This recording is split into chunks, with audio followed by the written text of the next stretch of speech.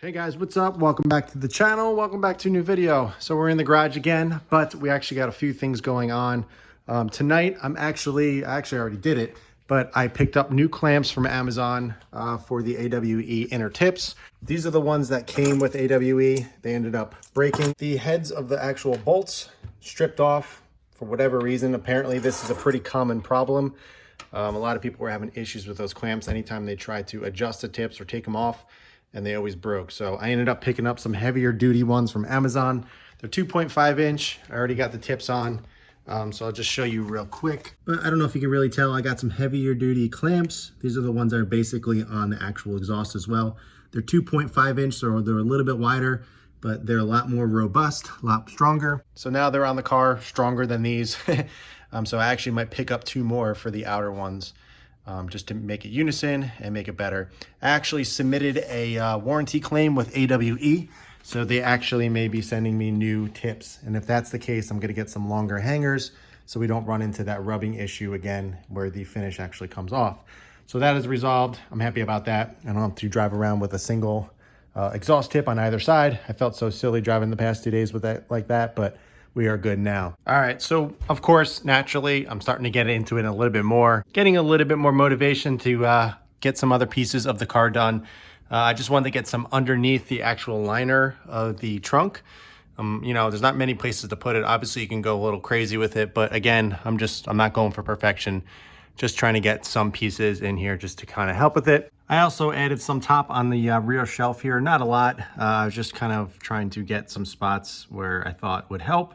There's a lot of holes and everything, so you really can't get in there too much, but I tried my best just to get as much as I could in there. So I definitely think it's gonna help. Plus I have some up in the trunk where the liner is now, so it should definitely help as well. And I'm looking forward to doing the rear seat underneath the cushions once I get some time. I'm not gonna do that one tonight since I don't feel like taking the car seats out, but I'll do that in another video, but that should really help as well with in-cabin noise. So I got some pretty cool news. Obviously you guys know that I am a big titanium hardware fan. I have it all over the car, mainly in the engine bay, even under the car and on the exhaust, everywhere. So if you guys have been watching my videos, you've been following along on the titanium addiction that I've been having. So the company that I've been working with is called Titanium Works, which I'm sure you are aware of, but we actually are working on getting a Subi Freak package. So it's literally everything that I have on my car, down to the clamps, down to the nuts and bolts and everything. So if anybody is interested in actually picking up my kit or everything that I have, you can literally go to their website, click on it and purchase it. So what I'm actually doing tonight is going around, getting all the measurements and making sure we have everything in line so everything is good. So when you guys do, or if you do purchase that kit, everything is ready to go. Because I ended up creating a lot of kits for him. A lot of this stuff wasn't on the website and I ended up just doing it myself. So I got to take a few measurements. So when you guys purchase that kit, you get everything you need and there's no questions or anything like that. So I'm gonna be doing that off camera just because it's a little boring. I'm gonna take a lot of bolts off, measure them, take a lot of pictures and everything. So that's not really fun to watch. But the main point of this video is actually I'm headed to RT tuning tomorrow. And the reason for that is I'm going to get an alignment. As you guys know, I've been wanting to go a little bit lower in the front to kind of even out the rear and front gap. So what I'm actually going to do is drop down the front about 1/2 inch or so. I really would like the fender sitting on top of the tire. Right now it's a pretty tight 1-finger gap. And if we go into the rear, it's literally sitting on top of the tread. So you can't even get your finger in there. So that is where I want to be in the front. Now it's going to be a little bit lower in the front than the rear in terms of actual measurements, but I'm okay with that because I think these cars actually look a little bit better with some front end rake. So I'm really looking forward to getting that done. So in regards to the alignment, I'm pretty much going with the same specs that I'm at currently. I'm -3.7 in the rear and I'm -2.7 in the front. I may have to bump the front up to around -3 just because I'm going a little bit lower. Plus I want a little bit more camber to kind of match the rear as well. So I'm actually headed up there in the morning. So I will pick this video back up then, but I want to just kind of update you guys on what's going on instead of just, you know, saying, hey, I'm here at the shop and this is what I'm doing. So I will catch back up with you in the morning once I'm headed to RT. Good morning, guys. So we're on our way to RT to go get the alignment done and get the suspension all fixed up. So I'm really looking forward to getting this done. I've been wanting to lower the front for a while now. So finally getting this completed and getting the issues sorted out. I'm pretty excited. So yeah, I'm about about a half hour away. So I'll catch back up with you guys in a little bit. Again, I'm probably not going to be able to really get much footage, you know, of the car in the shop, but I'll see what I can do when I'm there. But yep, it's a beautiful day. It's 63 degrees out. The leaves are changing. It's nice.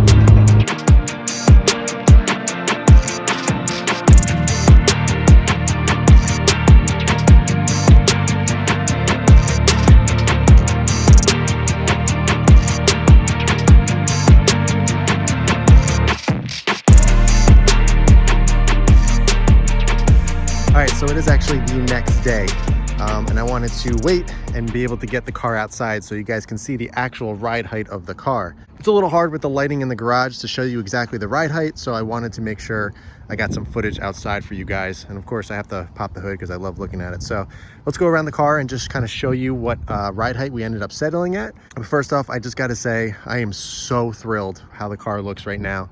After everything and kind of where the car is sitting right now, it is absolutely perfect. Looks so good in person. It's exactly the ride height that I've been wanting all along. So this is the ride height on the passenger front. Let's go over to the passenger rear. There's the passenger rear. Let's swap around to the driver's side. And this is what we're looking for the driver's side rear, and then come over to the driver's side front. So pretty darn low, but honestly, this is just right where I wanted this car. I always felt that the front end was a little too high. It was very practical for daily driving, but it just, I don't know, it's something always looked a little off to me. And the reason why, obviously, is because the wheel arch on the front of the car is larger than the rear. The front always looked higher, you know, was able to show more tire. It looked a little goofy. I feel like these cars need a little bit of front rake and the front end to be a little bit lower for it to look even to the human eye. I can't even convey to you how happy I am, how much better the car looks this much lower. It's honestly, it really needed it, and it really does the car justice finally. You know, I was always kind of embarrassed posting the front end and making videos and stuff. It just wasn't sitting right where I wanted it, but now that it is, I am so freaking happy with how this car looks and just feels. It handles amazing. I'm running a bit more negative camber up front than I was previously, so handling wise, it's so awesome. On the ride home from RT was just such a pleasure, and it drove perfectly. Now, a lot of you are going to probably be concerned about ground clearance and scraping and everything, but to my surprise, I thought I was going to have some issues. I did not scrape coming into my driveway, so I just had to angle a little bit more than I normally did, but came in just fine, and I didn't have any issues scraping, which is really nice. And also, I've been driving around today, you know, doing my normal route and everything, and I had no issues going anywhere that I need to go. So that's really, really nice. I thought I was gonna split this carbon lip in half on the first day, so thankful I didn't do that. All right, so as RT was actually aligning and adjusting everything, they ran into two separate issues. Now, the reason why I went to RT to actually adjust the coilovers was because I personally tried to lower the front end myself almost a year ago now. But the locking collars on the front coilovers were completely seized. I used a butane torch, I used a pipe wrench, I used the hammer and screwdriver method. They were just not budging at all. So in my mind, I was like, if I had an air chisel, I'd probably be able to get this out, but I don't have those kind of tools. I just put it on the back of my mind, and I said I would revisit the project at another time. In the meantime, I reached out to Fortune Auto and I picked up some new locking collars. I said whenever I got an opportunity to revisit this project again, I would just, you know, throw on the new locking collars so everything would be good. So yesterday we were over at RT Tuning, and to my surprise, they were actually able to break those front collars loose. So we didn't even have to use the new ones. Now I'm going to go over in a little bit as to why we didn't put the new ones on. Of course, they were able to free them with an air chisel and some penetrating oil, and they were able to free them up and adjust perfectly. So I was really happy about that. Now, there was two other issues that they ran into that I was obviously not expecting, of course, because when you modify a car, things always come up. Now, keep in mind, I've been running these Fortune Auto coilovers for almost 4.5 years now. I pretty much got them when I got the car, and they have about 35,000 miles on them. So they're definitely used. They're not ready for a rebuild yet. Fortune Auto states around 60,000 miles is when you should, you know, rebuild your coilovers if you use them on the street. If you track them, obviously a little bit sooner, but I don't track this car, so they're not necessarily ready for a rebuild yet. But as I mentioned, they ran into two issues. The first one being the driver front here. The spring, for whatever reason, was compressed almost a full inch more than the passenger side. Why it was like that, I have no idea. Like I said, I installed these about 4 years ago. I did it myself. I did all the preload and everything properly. So since then, I've had a few different shops actually align the car. So I don't know if they were messing with the preload or something, but something got screwed up where the actual spring was compressed way more than the other side. So because of that, the spring actually squished a little bit more and it's kind of stuck in that position. Now it may free up over time just because there's not as much tension on it anymore, but that's probably not going to be the case since it's been sitting like that for quite some time. So when RT actually relieved the stress and tension on this side, it actually bumped up the rear because pretty much all of the weight, or most of the weight, was directed onto this side of the car. Which was pretty surprising because the car did handle well, but you know, it's nothing that I would notice on the street. If I took it to the track, obviously I'd probably notice it a little bit more, but you know, again, it wasn't something I really noticed just driving it around every single day. So I was surprised by that. The second issue they ran into was actually back here. Now, you know, like I said, these coils are 35,000 miles or so, 4.5 years old. So it definitely has some usage. And the issue with this side was the actual body where the coil screws into, you know, the part that actually mounts to the hub of the car, is completely seized. There's absolutely no chance of freeing that up, no matter what they did or tried. It's so seized on there that if they've tried anything, the actual tube of the shock could actually compress and you could have issues. So, you know, obviously we couldn't do anything about that. So that ride height is pretty much stuck where it is currently. So because of that, now the driver's side was a little bit lower and I couldn't adjust this side, and this side I couldn't really adjust too much because of the spring. Now it starts to beg the question, you know, should I get new coilovers? Now, right now, there's nothing that's hindering the performance or functionality of the actual coilovers. They're functioning perfectly fine. They still ride beautifully. Nothing is broken, or, you know, nothing is hindering the performance of the car. But I'm at that point now where I'm starting to think maybe I should pick up some new coilovers. I'm probably gonna do it in the spring. I'm not sure which direction I'm gonna go, whether I'm just gonna get a fresh set of Fortune Autos or go with something a little bit different, but I'm gonna be doing a lot of research to figure out my next step. But for right now, super happy with the ride height. It looks absolutely killer. It is exactly where I wanted it, and it looks super badass coming down the road. I got out of the car a few times and just, you know, I just wanted to check out the car, and it looks so good. So we will see how long this front carbon lip actually lasts at the new lower height. But again, I'm used to driving lower cars, so I'm not too concerned about it. But overall, really happy with how everything turned out. Again, super happy with RT. They were amazing. They did a great job with everything. Super transparent. Took me in the back. I was able to talk with the suspension tech, and we just kind of went over and bounced some ideas off each other's heads. And ultimately, we landed on where it is currently, and super pleased with everything and how they handled it. If I went to any other shop, I feel like they wouldn't either have A, noticed it, or B, told me that there was a couple issues with my coilovers. So I would have been oblivious to that, and they just would have got the job done and got me out the door. But again, they were honest, transparent, told me what's going on and what their recommendations were. And again, so pleased with how everything turned out. So now that we went over everything, you kind of know where the car is sitting at, what it looks like, and the little issues that we ran into. Let's head back to the garage, take some measurements around the car so you guys can see exactly where the car is sitting in terms of inches and the ride height and everything. And then we can wrap this video up.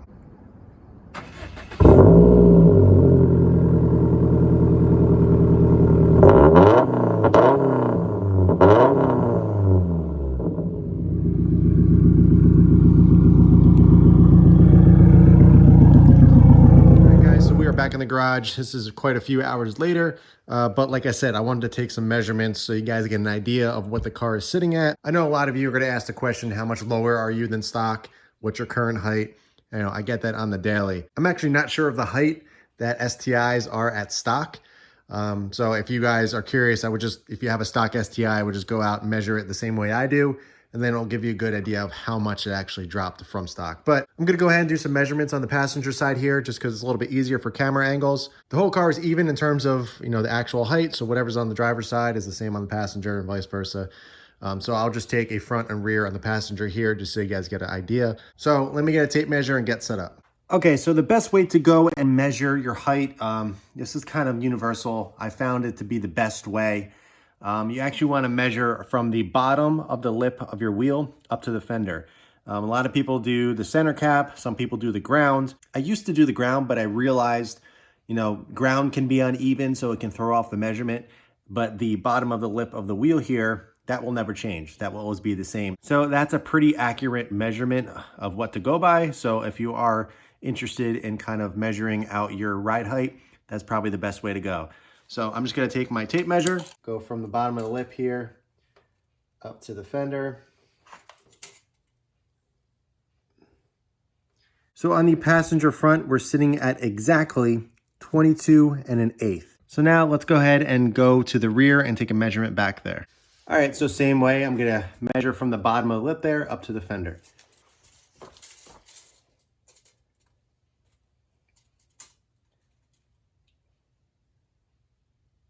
So on the rear, we're sitting at 22 1/4. So it is an eighth higher than the front, which is exactly what I wanted. All right, so this is what the alignment specs ended up coming out to. So let's look at the front first. Before on the front left, which is the driver's side, I was negative 2.4, now it's negative 3.5. Same thing on the passenger side, I was negative 2.6, now I'm negative 3.6. So fairly aggressive, but if you want to go as low as I went and you kind of want to achieve the look that I'm going for, that's kind of where you need to go. The toe was also dialed in a little bit more as well. It was negative 0.05 on the driver and negative 0.07 on the passenger, and then we moved to 0.02 and 0.01. Now for the rear, not much changed except for the actual toe. So I started at negative 3.3, stayed at negative 3.3, passenger size negative 3.6, and it went down to negative 3.5. So that's just kind of where it's sitting. I do have lower control arms, so I was able to dial it in, but since I'm running a pretty aggressive camber, for the street at least, that is just kind of where it sat at. Toe, also, I was pretty surprised about this. On the passenger side, it was 0.21, which is way off. It's way out of spec. I don't know why. So they brought that back to 0.04, and over here it was 0.05, and they brought it to 0.02. So definitely a more aggressive alignment, but I'm totally okay with that. I knew that's where I would have to be in order to go to the height that I wanted to. I was really happy with all the specs and everything that they did. Honestly, I didn't even have to tell them what I wanted. I just said I wanted to go this low. This is kind of where I want to be. And they nailed it right on the head. I didn't have to say much, which is great because they know their customer, they know me, they know exactly what I was looking for, and I didn't have to go back and forth on that. So after taking those measurements, you're able to tell that I'm an 1/8 inch higher in the rear than I am in the front. You know, I wanted the front to be a tad lower, and that is what we ended up coming out with. Now, an 1/8 is pretty much nothing. You can't even notice that with the human eye. So it looks very, very, very, very even, especially with the camber I'm running. As I mentioned earlier, it's pretty much negative 3.5 all around. So it's a pretty aggressive setup. So if you're wanting to run 18x10 plus 35 and plus 32 in the front with 265 35 series tires, that is basically what you're going to need to run to get at this height. So it is fairly low. I will admit that. If you daily drive your STI, WX, or any car for that matter, and the roads that you travel on are pretty bad and you go through a lot of inclines and declines and stuff like that, you know, getting this low is just not practical. Thankfully, for where I drive and where I take this car, I don't have to really deal with that much. Everything is pretty flat, and I'm just very familiar with the roads around me. Overall, I am so pleased with how the car turned out. It handles well. It looks fantastic. It's at the height finally of where I want to be. The fender is finally on top of the tire. There is no wheel gap whatsoever. I can't even get my finger in there. I mean, it's super tight. And the rear is pretty much the same. It's super tight. It's only an 1/8. I can't even get my finger in there. So that's just how I like my cars. Everybody's different. Some people like them slammed even lower. Some people like them raised up. You know, it's all part of the fun of it. For me, this is just kind of where I like my cars, and it handles like a dream, looks great, and I'm just so happy with everything. So once again, huge shout out to RT Tuning. If you guys are in the area or you're willing to travel, I couldn't recommend them enough. Everything about their shop and everybody that works there is so friendly, super honest people, and you know, they just really want the best for their customers. So thanks once again to David and everybody at RT. I really do appreciate it. So yeah, guys, that is all I have for you for this video. I hope you enjoyed it. I hope you got a better understanding of my ride height, because I get asked this question very often. So now I kind of just laid it all out there so everybody knows every single thing of what the car is at currently. So if anybody has any questions, I could just refer them to this video. But if you guys have any other questions at all, be sure to ask them below. But in the meantime, keep it clean, keep it simple, and I'll catch you guys in the next one.